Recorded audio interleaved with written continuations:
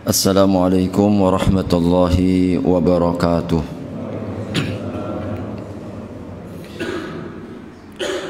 Innal hamdalillah nahmaduhu wa nasta'inuhu wa nastaghfiruh wa na'udzu billahi min shururi anfusina wa min sayyiati a'malina may yahdihillahu fala mudilla lahu wa man yudlil fala hadiya lahu. أشهد أن لا إله إلا الله وحده لا شريك له وأشهد أن محمدا عبده ورسوله لا نبي بعده. اللهم صل على نبينا وحبيبنا محمد وعلى آله وصحبه وسلم أجمعين. أما بعد, segala puji serta syukur marilah kita panjatkan kehadirat Allah Subhanahu wa taala, karena rahmat serta taufik Allah Subhanahu wa taala. Alhamdulillah, di kesempatan pagi hari ini kita hadir dalam majelis ilmu, insyaallah mudah-mudahan selama bulan suci Ramadan sebagaimana harapan dari para pengurus, insyaallah kita akan tetapkan untuk kajian subuh setiap Sabtu pagi. Mudah-mudahan Allah limpahkan keberkahan serta ilmu yang bermanfaat. Amin ya rabbal alamin. Salawat serta salam tidak lupa mari kita sampaikan kepada Nabi Allah Muhammad sallallahu alaihi wasallam, keluarga, para sahabat serta seluruh umatnya yang senantiasa istiqamah di atas nilai petunjuk ajarannya hingga yaumil qiyamah. InsyaAllah kita akan bahas ayat-ayat yang berkaitan tentang ibadah bulan suci Ramadan. Kita akan telaah dan kita akan kaji tadabbur kandungan tafsirnya sebagaimana para ulama mufassir ya, mereka menjelaskan kepada kita. Mudah-mudahan akan memberikan spirit dan tentu kualitas ya, kesempurnaan ibadah Ramadan kita. Allah Subhanahu wa taala dalam rangkaian ibadah bulan suci Ramadan telah memberikan petunjuknya kepada kita sebagaimana kita ketahui ya, dari ayat 183 sampai ayat yang ke-188 surat Al-Baqarah. Kita akan kaji secara rinci satu persatu dari ayat-ayat ini. A'udzu billahi minasy syaithanir rajim. Ya ayyuhalladzina amanu kutiba 'alaikumus shiyam كما كتب على الذين من قبلكم لعلكم تتقون أياما معدودات فمن كان منكم مريضا أو على سفر فعدة من أيام أخر وعلى الذين يطيقونه فدية طعام مسكين فمن تطوع خيرا فهو خير له وأن تصوموا خير لكم إن كنتم تعلمون. Ya ayyuhalladzina amanu, hai orang-orang yang beriman, kutiba alaikumus siyam, telah ditetapkan atas kalian, diwajibkan atas kalian as-siyamu, berpuasa. Kama kutiba alal ladzina min qablikum, sebagaimana yang telah ditetapkan atas orang-orang sebelum kalian. La'allakum tattaqun, pasti mudah-mudahan kalian akan bertakwa. Ayyaman ma'dudat, hari-hari yang terbilang. Faman kana minkum maridan, maka barang siapa di antara kalian yang sakit au ala safarin, atau dalam perjalanan, fa'iddatun, maka bilangan, min ayyamin ukhar, daripada hari-hari yang lain. Wa 'alal ladzina yutiqunahu, dan atas orang-orang yang tidak mampu untuk berpuasa, maka fidyatun, menebus atau memberikan tebusan, membayar denda berupa ta'amu miskin, memberi makan seorang miskin. Faman tatawwa'a khaira, maka barang siapa yang melakukan tatawwu', artinya mereka menambahkan kebaikan, fahuwa khairullah, maka itu lebih baik bagi mereka. Wa antasumu khairul lakum, dan jikalau kalian berpuasa, maka itu lebih baik bagi kalian. In kuntum ta'lamun, jikalau kalian mengetahui. Hadirin rahimakumullah, kita renungkan setiap dari kalimat-kalimat ayat-ayat Al-Quran memberikan kepada kita hidayah, isyarat, ada pesan-pesan penting. Maka tentu setiap pesan ini memberikan spirit, ya, kekuatan bagi kita. Allah Subhanahu wa taala di dalam ayat 183 mengawali dengan seruan iman, bahwa orang-orang yang diseru hanyalah orang-orang yang beriman. Pertama, hadirin, ini memberikan isyarat tentang nilai keistimewaan. Keistimewaan orang-orang yang beriman, karena Allah khususkan, Allah istimewakan, Allah Subhanahu wa ta'ala batasi. Maka tentu sesuatu yang terbatas ini sesuatu yang istimewa, tidak banyak. Jadi, kalau ada satu produk, ya, limited edition biasanya begitu, ini produk yang istimewa, ya. Kalau misalkan ada mobil, ada produk kendaraan motor, hanya terbatas di dunia, hanya diproduksi 10 mobil saja misalkan. Oh, ini luar biasa ini. Allah ketika mengkhususkan ini adalah nilai keistimewaan.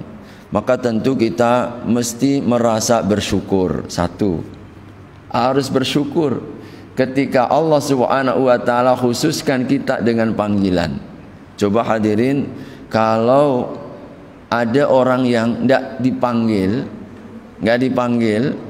hanya orang-orang tertentu aja yang merasa nggak dipanggil ini, hadirin, kan merasa, kenapa saya nggak dipanggil ya? Kenapa saya kok nggak diseru?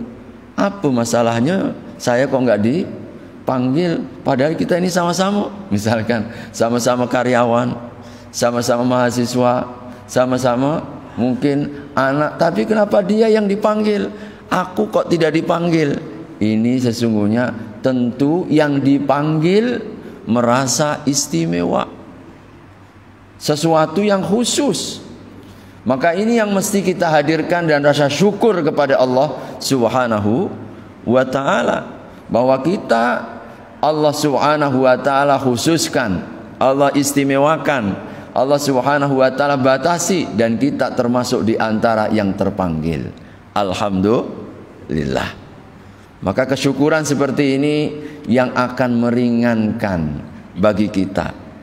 Dan orang yang tidak dipanggil oleh Allah, mestinya dia merasa malu dan bertanya-tanya, kenapa aku kok tidak dipanggil oleh yang menciptakanku, yang menciptakan alam semesta? Evaluasilah dirimu, koreksi dirimu, kenapa engkau nggak merasa dipanggil? Masya Allah, kita kalau nggak merasa dipanggil, tentu kita merasa sedih. Kenapa dia yang dipanggil, aku tidak dipanggil? Hadirin rahimakumullah, keistimewaan orang-orang yang beriman. Yang kedua, bahwa semua perintah yang Allah akan serukan di dalam ayat-ayat berikutnya menunjukkan nilai kesempurnaan iman. Kalau engkau jalankan wahai hambaku, kalau engkau ikuti perintah-perintahku, maka sesungguhnya semua perkara itu akan meningkatkan kualitas imanmu, akan menyempurnakan nilai-nilai keimananmu, akan menjadi bukti dan tanda-tanda keimananmu.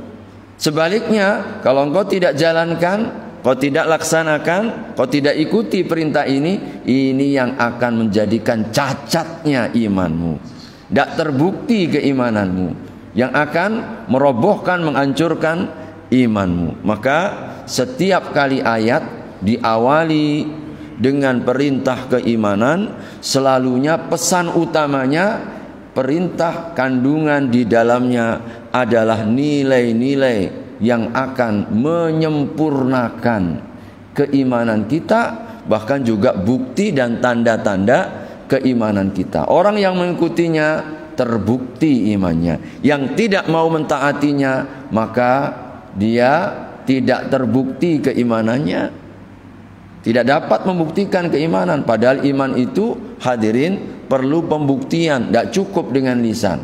Saya mengatakan saya beriman, tapi amalannya berbeda dengan apa yang dia ucapkan. Ini adalah orang-orang munafik yang Allah sebutkan. Ini apa? Wa minan nasi may yaqulu amanna wa hum la yu'minun. Ada orang-orang yang mengatakan beriman tapi mereka tidak beriman. Yukhadi'unallaha wa huwa khadi'uhum. Mereka menipu Allah, tapi Allah Subhanahu wa ta'ala sesungguhnya mereka menipu diri mereka sendiri karena tidak terbukti. Hadirin rahimakumullah, ini pesan yang kedua. Pesan yang ketiga, bahwa kewajiban yang Allah hendak sampaikan ini khusus bagi orang-orang yang beriman. Maka orang yang tidak beriman, andai kata mereka menjalankan perintah puasa ini, tidak sah, tidak sah, nggak diterima. Maka syarat orang berpuasa Ramadan dan puasanya akan dinilai oleh Allah itu kalau dia orang Islam. Orang Islam. Jadi kalau andai kata ada di luar orang yang tidak beriman, bukan orang Islam, mengikut, orang Islam ini pada puasa, kita juga pengen puasa. Apakah berpahala? Tidak dinilai, tidak mendapatkan balasan, tidak akan mendapatkan jaminan yang Allah berikan tentang keistimewaan bulan suci Ramadan. Sia-sia? Ya, sia-sia. Orang-orang yang tidak beriman, kata Allah, walladzina kafaru innalladzina kafaru a'maluhum kasarabin biqi'ah. Orang-orang yang tidak beriman, orang-orang kafir, amal-amal mereka itu seperti fatamur gana, seperti fatamurgana, kasarabin biqi'atin yahsabuhu adh-dham'anu ma'a. Orang mengira dari kejauhan ada air, setelah dekat sedikit pun lam yajidhu syai'a, tidak ada air di sana. Disangkanya akan mendapatkan air, maksudnya pahala, balasan. Nanti di akhirat mereka akan mendapatkan balasan dari amal mereka. Setelah sampai di akhirat sedikit pun tidak ada balasan. Kenapa? Mereka bukan orang yang beriman. Ini mahalnya keimanan, mahalnya orang-orang yang mendapatkan hidayah. Semuanya tercatat, dinilai, disempurnakan, dan Allah Subhanahu wa ta'ala akan sempurnakan nanti balasannya. Hadirin rahimakumullah, ini isyarat ya ayyuhalladzina amanu kutiba alaikumus siyam. Kutiba, furida, semua dalam tafsir. Makna kutiba yaitu furida, diwajibkan. Hadirin rahimakumullah, makna kutiba kalau asalnya adalah dituliskan, ditetapkan. Maka setiap kalimat daripada ayat-ayat ini seluruhnya memberikan isyarat dan kesan agar perintah yang Allah berikan, karena kandungannya berat. Puasa itu berat, bukan ringan. Puasa itu tidak biasa. Karena apa? Kita mulai meninggalkan kebiasaan. biasa sarapan, biasa makan siang, biasa Masya Allah macam-macam. Tapi kemudian kita ditahan. Hadirin, biasanya menahan sesuatu itu lebih berat. Lebih berat. Kalau kita ini apalagi kita punya kekuatan untuk melakukannya. Maka Allah Subhanahu wa taala di dalam ayat ini pun bahasa yang dipilih pun bahasa-bahasa yang meringankan kita. Kalau kita misalkan diwajibkan, ini rasanya beban. Tapi para ulama ahli tafsir pilihan kata Allah pun kutiba, yaitu dituliskan, ditetapkan. Ini satu perkara yang meringankan kita, ya Allah. Maka sebagian ahli tafsir mereka mengatakan adalah kalimat yang mengandung kesan agar kita ketika menjalankannya itu tidak ada beban, karena memang ini adalah bagian yang telah ditetapkan dan dituliskan dalam kehidupan kita. Jadi, kehidupan kita artinya hadirin, kalau boleh kita katakan puasa ini bagian daripada sistem kehidupan. Yang namanya sistem itu hadirin sesuatu yang baku, sesuatu yang tetap. Kalau memang sudah ditentukan, misalkan HP ini ya, HP ini sudah ada sistemnya, sudah dibuat oleh produksinya, produsennya. Ini yang membuat Samsung ke Vivo ke misalkan sudah membuat sistemnya begitu. Ikutilah sistem itu. Kalau engkau tidak mengikuti sistemnya, tombol ini yang kau harus tekan, tombol ini yang harus engkau misalkan hidupkan. Nah, sistemnya sudah seperti itu. Nah, Allah Subhanahu wa taala melalui kalimat kutiba itu mengisyaratkan bahwasanya puasa setiap tahunnya dalam kehidupan kita sebagai hamba manusia, Allah yang paling tahu bahwa memang sistem hidupmu itu dirancang oleh yang menciptakan hidup ini, Allah Subhanahu wa taala, mesti harus ada puasanya. Kalau engkau ikuti sistem kehidupan itu, aman, selamatlah kehidupanmu. Tapi kalau engkau nggak ngikuti sistemnya itu, hancur badanmu. Ya, hancur badanmu. Hadirin rahimakumullah, kita ini saja perlu. Saya kemarin sore mengisi tarhib Ramadan di PLN. Ada yang tanya, habis ceramah tanya, Pak Ustadz, kami ini kadang merasa berdosa. Kenapa? Tapi memang itulah tuntutannya. Setiap sore memang kami itu harus mematikan sebagian. Tidak mungkin kami harus menyalakan semuanya, jebol nanti.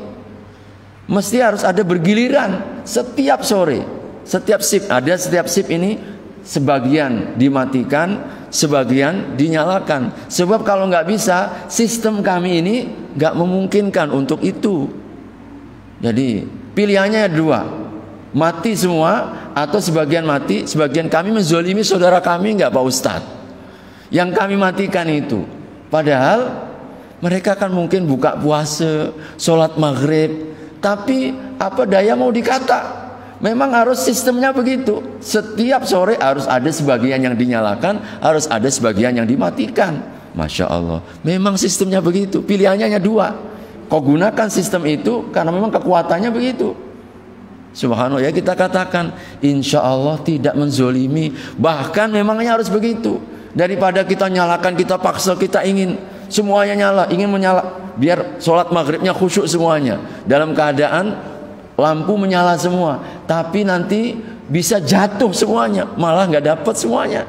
Nah, kita katakan begitulah sistemnya. Kita nggak termasuk menzolimi, kecuali kalau memang dayanya mampu, kita sengaja kita matikan. Saya benci orang Islam ini, biar terawihnya nggak pada kepanasan semua. Nah, kalau ini kita menzolimi saudara kita.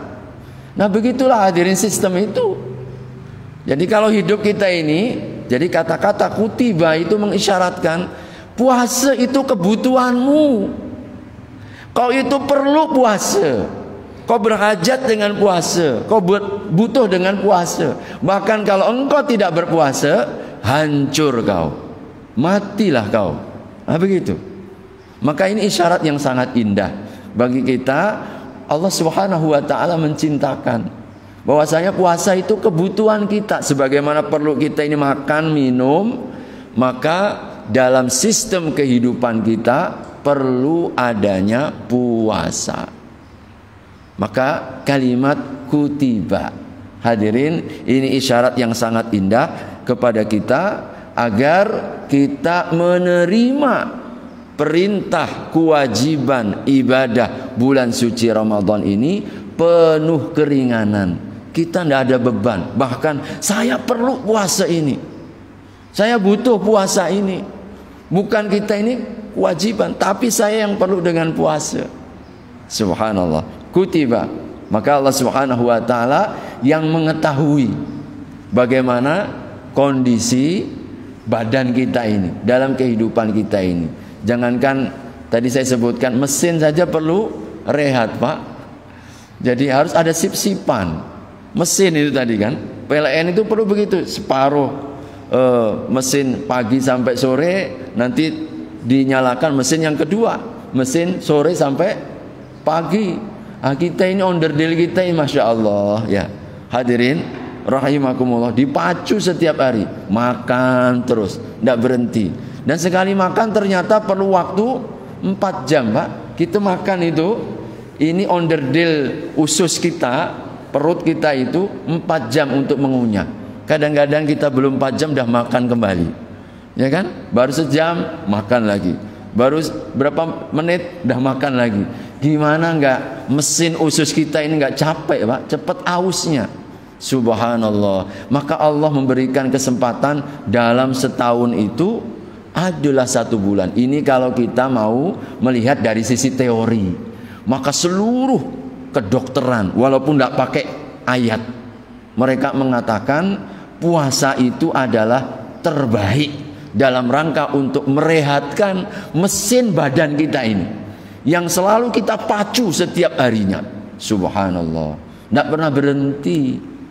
Jadi Allah Subhanahu wa taala mengisyaratkan ini ya. Kutiba, sesuatu yang fitrah, kebutuhan kepada kita. Asyamu, berpuasa. Hadirin, makna asyam itu artinya adalah al-imsak. Makna asyam artinya al-imsak, yaitu menahan. Menahan dari apa? Menahan dari makan dan minum tertentu. Menahan dari makan dan minum dan semua yang membatalkan. Kapan waktunya? Waktunya pun dah ditentukan. Semuanya syariat. Dari kapan? Nanti di ayat 187 Allah dah tentukan, wa kulu washrabu hatta yatabayyana lakumul khaytul abyadu minal khaytil aswadi minal fajr. Makanlah oleh kalian, minumlah oleh kalian sampai menjadi nyata benang putih atas benang hitam. Apa ini maksud benang putih atas benang hitam? Fajar, minal fajr, yaitu fajar. Apa itu fajar? Subuh. Itulah waktu kita mulai menahan diri. Waktu subuh. Allah dah tentukan dari perkara-perkara tertentu yang membatalkan. Lalu kemudian waktunya telah ditentukan, yaitu mulai dari subuh, fajar sampai azan maghrib. Itulah puasa syar'i, puasa menurut syariat.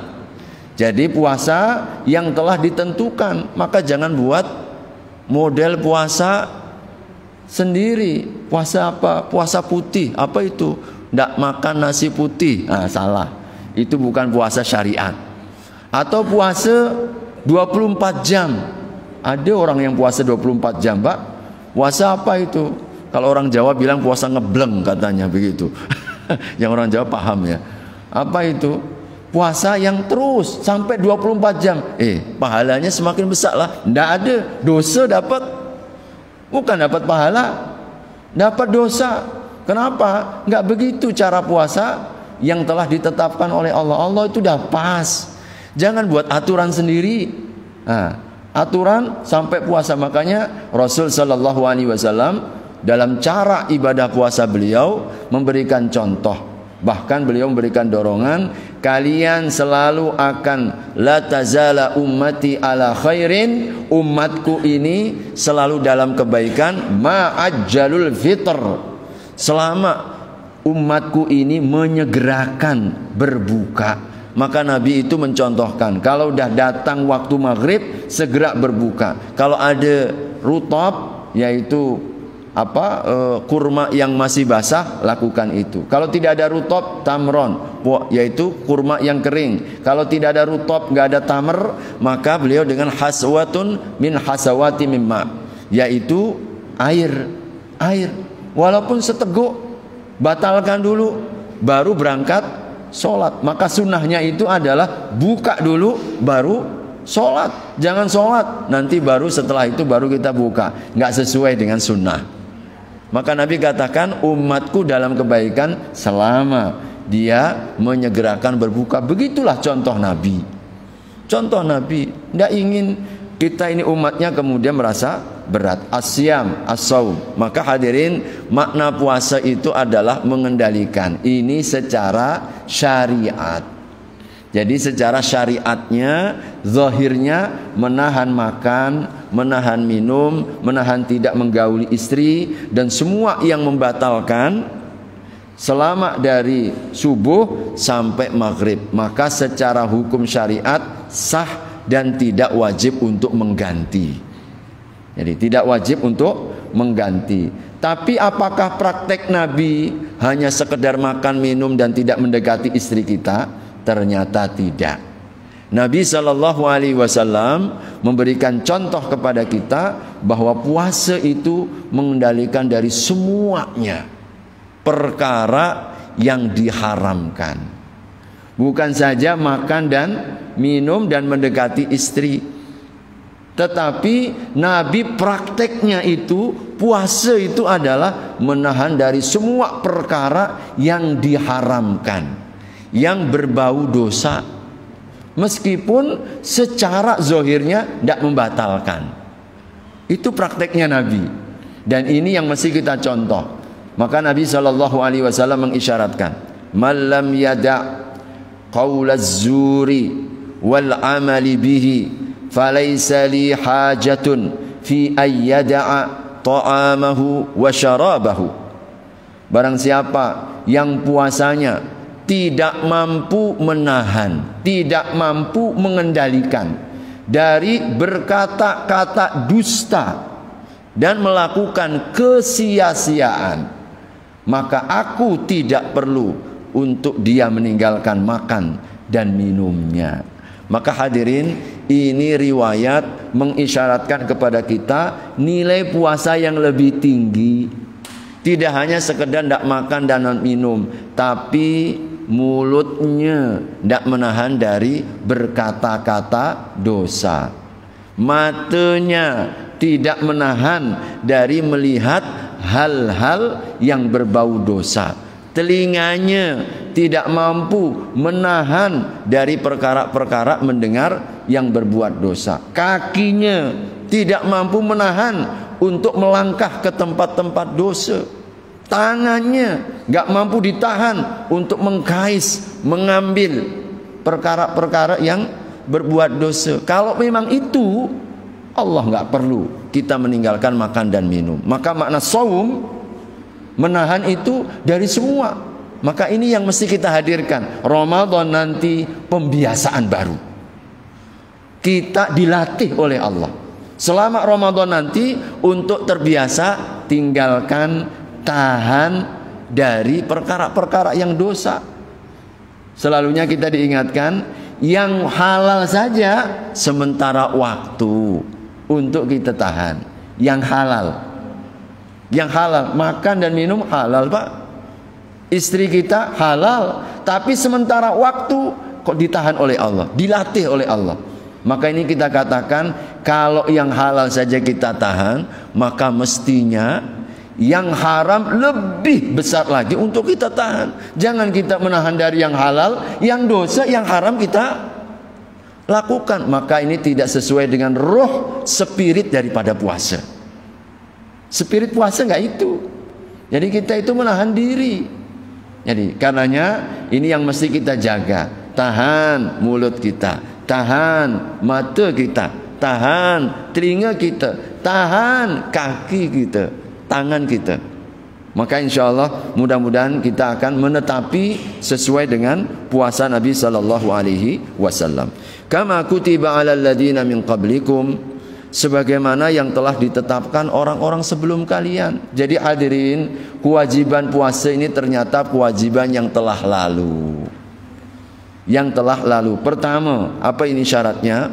Keistimewaan puasa, di mana semua syariat sama. Semua syariat orang-orang sebelum kita, sesuatu yang disyariat juga termasuk orang-orang sebelum kita, maka menunjukkan bahwa syariat ini bukan syariat biasa. Bukan syariat yang biasa, tapi istimewa. Karena ternyata pendahulu kita ada syariat puasa meskipun berbeda-beda. Kita nggak seperti syariatnya Nabi Daud, hadirin. Syariatnya Nabi Daud sehari puasa, sehari nggak puasa. Berat, Pak. Ya, kita dicukupkan 29 hari, 30 hari, 1 bulan masih banyak yang nggak puasa. Masih nggak mau puasa. Gimana kalau sehari puasa, sehari nggak? Nah, Masya Allah. Kita diringankan oleh Allah. Setahun 1 bulan ya kau berpuasa. Nah, umat sebelum kita ada yang puasanya seperti puasa Nabi Daud. Cuma kita sekarang hanya sunnah. Jadi hanya sunnah. Subhanallah. Bahkan hadirin, nanti kalau kita membaca tafsir ayat 187, kita ini udah diringankan lagi. Dulu awal-awal puasa disyariatkan ketika ayat turun, sebelum ayat 187 diturunkan. Kan ayat itu turun secara bertahap. Ketika Allah wajibkan 183, cara puasa di zaman itu apa? Kalau sudah tertidur, maka sudah dianggap puasa. Jadi hadirin, misalkan kita tertidur jam 8 udah tertidur, maka kita puasanya jadi jam 8 itu. 8 malam maksudnya. Sampai nanti maghrib. Masya Allah berat. Hingga ada kasusnya apa? Ada seorang sahabat. Nanti kita baca tafsirnya 187, asbabun nuzulnya itu. Asbabun nuzulnya, seorang sahabat keletihan bekerja, tertidur. Subhanallah, tidak sempat buka puasa. Bayangkan, saking tidurnya, saking letihnya, 4:30 udah tertidur. Bangun-bangun waktu isya, mungkin waktu maghrib. Padahal sudah menjadi ketentuan, kalau sudah tertidur di waktu malam, mulai puasanya itu. Berarti nggak buka hari itu. Maka dia teruskan puasanya sampai esok hari. Sampailah sahabat ini pingsan, tidak mampu menahan, pingsan, keletihan berpuasa. Allah ringankan di ayat 187 nanti. Yaitu apa? Mulainya dari waktu subuh tadi. Mulainya. Sebelum-sebelumnya pokoknya asal tertidur kau langsung puasa. Maka alhamdulillah kita. Alhamdulillah ini. Jadi kita mulainya dari waktu subuh, nggak seperti ajaran sebelumnya. Maka ini adalah bentuk rahmat kasih sayang Allah kepada kita bersama. La'allakum tattaqun. Nah, kuncinya ini. Agar kalian bertakwa. Maka hadirin, insyaallah isyarat. Asal engkau laksanakan program puasa ini, maka insya Allah kalian akan menjadi hamba yang bertakwa. Pasti ketakwaan itu akan kita dapatkan. Dalam Al-Quran hadirin, la'alla itu sifatnya pasti. Maka Ramadan ini akan menaikkan level dan kelas ketakwaan kita. Jadi ketakwaan kita. Maka ini yang menjadi satu isyarat hadirin, bahwa puasa itu tidak hanya puasa. Puasa itu programnya tidak hanya puasa. Kita menahan makan dan minum sampai waktu subuh. Tidak hanya itu. Tapi satu paket. Makanya ketika Allah isyaratkan la'allakum tattaqun, agar kalian bertakwa. Bagaimana ciri-ciri orang yang bertakwa? 1 sampai ayat 5 di dalam surat Al-Baqarah juga. Dzalikal kitabu la raiba fi hudal lil muttaqin. Nah, petunjuk bagi orang-orang yang bertakwa. Siapa orang yang bertakwa itu? Allah sebutkan, alladzina yu'minuna bil ghaibi wa yuqimuna as-salata wa mimma razaqnahum yunfiqun walladzina yu'minuna bima unzila ilaika wa ma unzila min qablika wa bil akhirati hum yuqinun. 5 yang Allah sebutkan. Jadi Ramadan ini menjadikan kalian bertakwa. Nah, siapa dan apa ciri-ciri orang yang bertakwa? Allah isyaratkan di ayat yang lain. Itu namanya saling melengkapi, mentafsirkan. Maka tidak cukup orang yang hadir misalkan, saya udah berpuasa, tidak mau sholat tarawih. Saya udah puasa, tapi dia tidak mau membaca Al-Quran. Maka ini tidak sempurna, tidak akan meningkat ketakwaannya. Maka 5 ini yang harus kita jadikan program sama satu paket. Yang pertama, alladzina yu'minuna bil ghaib, itu program puasa. Wa yuqimunas shalah, ini menegakkan salat. Maka salat kita selama bulan suci Ramadan ini istimewakan. Wa mimma razaqnahum yunfiqun, mereka yang berinfak, laksanakan ini perintah-perintahnya. Banyak berinfak, sedekah, wakaf, zakat terutama. Walladzina yu'minuna bima unzila, yang diturunkan apa itu? Al-Qur'an, istimewakan Al-Qur'annya. Wa bil akhirati hum yuqinun, mereka yang yakin dengan akhirat, i'tikaf di situ.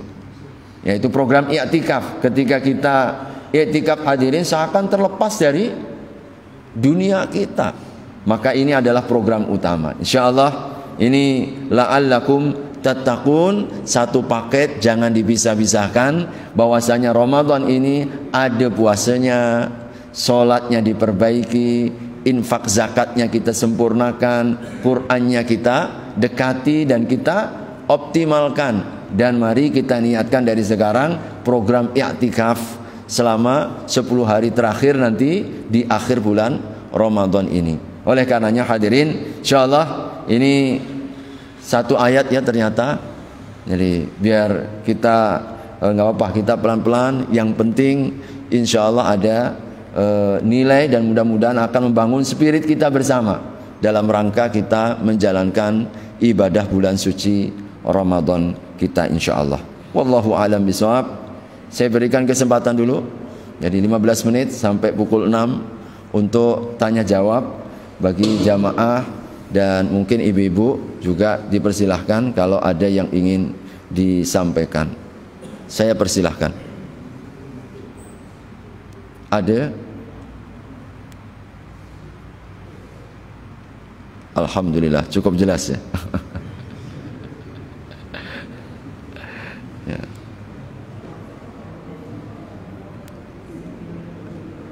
Biasanya nggak ada waktu, ini dikasih waktu nggak ada yang tanya. Alhamdulillah. Silakan. Ujung.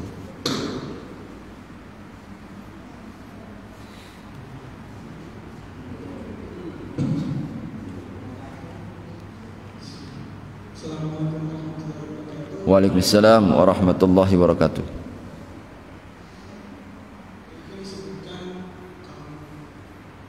Tadi kan disebutkan dalam Ramadan ini kita tingkatkan ibadah.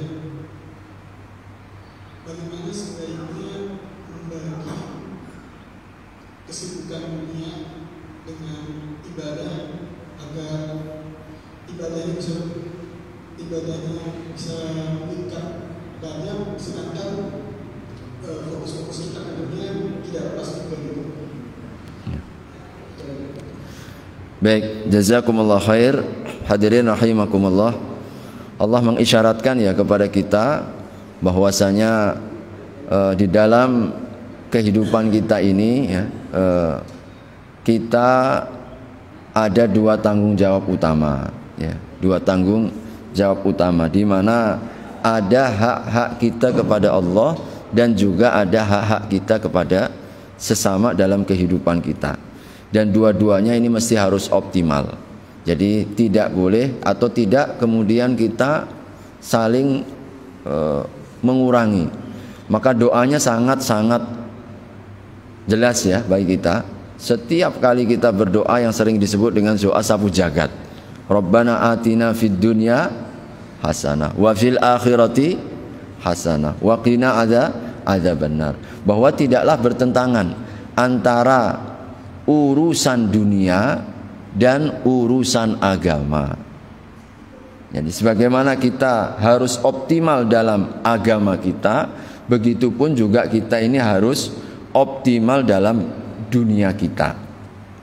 Tetapi jadi sekali lagi hadirin, tugas utama kita ini kan ibadah. Ibadah itu ternyata sangat luas.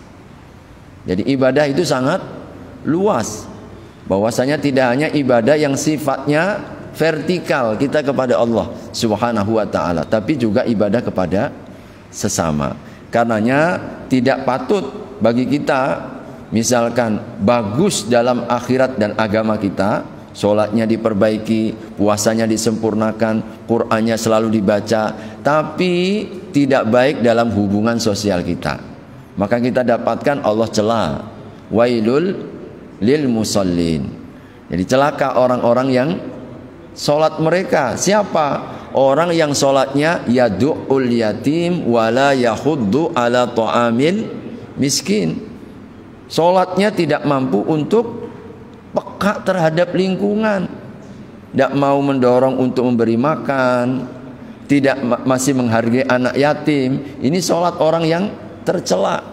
Maka sama hadirin, ketika misalkan kita berpuasa juga begitu. Kita puasa menahan diri, tapi mulutnya nggak berpuasa. Allah Subhanahu wa taala juga tidak akan sempurnakan nilainya. Karenanya di dalam Islam dua-duanya harus berjalan.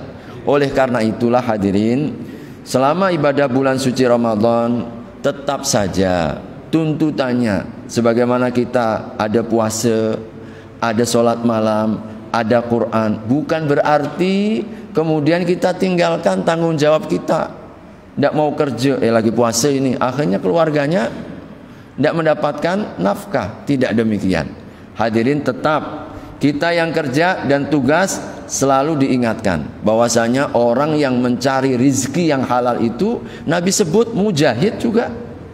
Nabi seorang mujahid, tidaklah seseorang yang mengeluarkan dari rumahnya kecuali untuk mencari rizki yang halal, kecuali dia sedang berjihad. Hadirin, dia sedang berjihad. Ini masjid kita ini al-jihad. Jadi berjihad. Orang yang cari keluar rumah untuk mencari rizki yang halal, ini para mujahid. Bapak-bapak ini para mujahid. Ibu-ibu, bapaknya ini mujahid, ibu-ibu ya. Makanya tolong dibantu ketika berjihad, keluar didorong, semangat mesti. Kenapa? Karena kita sedang berjihad. Maka kita yakin ketika bulan suci Ramadan, kalau hari-hari biasa saja hadirin, kita jihad, apalagi di bulan Ramadan, insya Allah jihadnya lebih tinggi lagi, pahalanya lebih besar lagi. Tapi jangan sampai menjadi alasan gara-gara kita jihad ekonomi mencari rizki yang halal, lalu menggadaikan puasa kita. Banyak ini menjadi alasan, tidak mampu Pak Ustadz, saya berpuasa. Kenapa? Ini kerja berat begini. Mestinya bisa kita atur, kelolalah. Bagaimana caranya biar dua-duanya dapatkan begitu. Jadi makanya sahur biar kita lebih kuat, kan begitu kan? Alhamdulillah kalau yang ASN ada keringanan dari jam berapa biasanya? Jam 7 sampai jam 3 sore. Kan diberikan keringanan. Tidak ada masalah. Karenanya sebagaimana kita meniatkan keikhlasan saat melakukan ibadah-ibadah kepada Allah, begitulah juga hadirkan niat. Jangan pernah lepaskan niat, karena ini tombolnya, tombol amal dunia agar menjadi amal akhirat. Ketika kita keluar, bismillahirrahmanirrahim, la haula wala quwwata illa billah. Semenjak kita keluar sampai nanti balik ke rumah, catatan amal kita jihad fisabilillah. Ketika kita tersenyum kepada saudara kita, senyum itu sedekah, ternyata berpahala. Ketika kita ini nolong orang, membantu orang ini amalan yang utama, insya Allah menjadi amal akhirat semuanya. Maka orang Islam itu jangankan yang akhiratnya, dunia saja dinilai oleh Allah. Makan minum kita ini hadirin dinilai oleh Allah Subhanahu wa ta'ala. Maka insya Allah cara yang paling baik agar untuk menyeimbangkan, setiap waktu ada pos dan tugasnya masing-masing. Ketika waktu ibadah, optimalkan dalam waktu ibadah. Ketika waktu dunia kita untuk kerja kita, optimalkan tugas dan pekerjaan usaha kita. Sebab di situ juga bagian dari pahala, insya Allah. Wallahu a'lam bishawab. Masih ada? Silakan. Waalaikumsalam warahmatullahi wabarakatuh.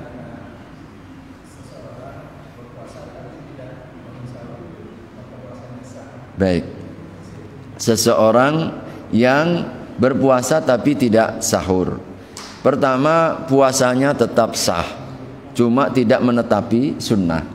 Jadi Nabi SAW beliau bahkan menyebutkan perbedaan antara puasa kami dan puasa mereka adalah di sahur. Nah, satu ya, Nabi sebutkan puasanya orang Islam itu salah satu yang membedakan dengan puasanya orang sebelah, ya, itu adalah dari sahurnya. Maka ini Nabi sebutkan, maka tetapkan sahur. Yang kedua, Nabi juga menyebutkan tasahharu fa inna lis-sahuri barakatun. Bersahurlah kalian karena dalam sahur kalian itu ada nilai keberkahan, meskipun dengan kurma ada nilai keberkahan. Dan salah satu keberkahannya insya Allah, hadirin, kita ini kalau puasa dan pakai sahur lebih kuat, lebih punya daya tahan, tidak cepat kita ini lemas. Allah ingin memberikan kepada kita kekuatan dengan sahur itu. Dan Nabi itu sunnahnya sahur diakhirkan. Jadi bukan jam 12 malam sahurnya, Pak, bukan jam 1 sahurnya. Nabi sahurnya itu, sahabat Anas mengisyaratkan dalam hadis yang sahih, berapa jarak antara sahurnya Nabi dan azan subuh? Kira-kira Nabi itu sahurnya membaca 50 ayat. Maka diakhirkan 50. Jadi antara sahur Nabi sama azan subuh itu bacaan kira-kira 50 ayat Al-Quran. Itu sekitar 15 sampai 20 menit sebelum azan subuh.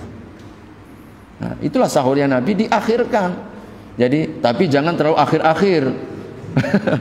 Maksudnya apa? Tinggal beberapa menit udah mau azan. Oh, kita ya jangan begitu salah pula ya. Jangan terlalu awal, tapi jangan juga terlalu lambat. Nanti kita kena ini. Jadi ya insyaallah, walaupun memang azan subuh, tapi jangan terlalu mepet-mepet. Jangan terlalu mepet-mepet. Adalah jarak waktu entah beberapa menit sebelum azan subuh udah berhenti. Walaupun kalau misalkan kita pas azan subuh, ya sudah berhentilah di situ. Ya, kalau udah di mulut itu Pak Ustadz dengan azan, ya, jangan ditahan, langsung masukkan. Gak apa-apa, langsung dimasukkan, itu rezeki. Jadi tidak harus kita timbahkan, selesaikan, baru kemudian kita mulai menahan diri. Saya kira gitu ya. Insyaallah, wallahu a'lam bishawab. Baik, cukup. Insyaallah, kalau tidak ada maka kita cukupkan. Jadi karena ternyata ingin 2 ayat ya, ternyata 1 ayat ya, renungan tadabbur ayat ini mudah-mudahan akan semakin mengantarkan dan semakin memberikan kekuatan ya, yang sifatnya rohani, bagaimana kita menjalankan ibadah bulan suci Ramadan insyaallah. Amin ya rabbal alamin. Barakallahu fikum. Mari kita sempurnakan majlis kita dengan sama-sama baca doa kafaratul majlis. Subhanakallahumma wa bihamdika asyhadu an la ilaha illa anta astaghfiruka wa atubu ilaik. Wabillahi taufiq wal hidayah. Wassalamu alaikum warahmatullahi wabarakatuh.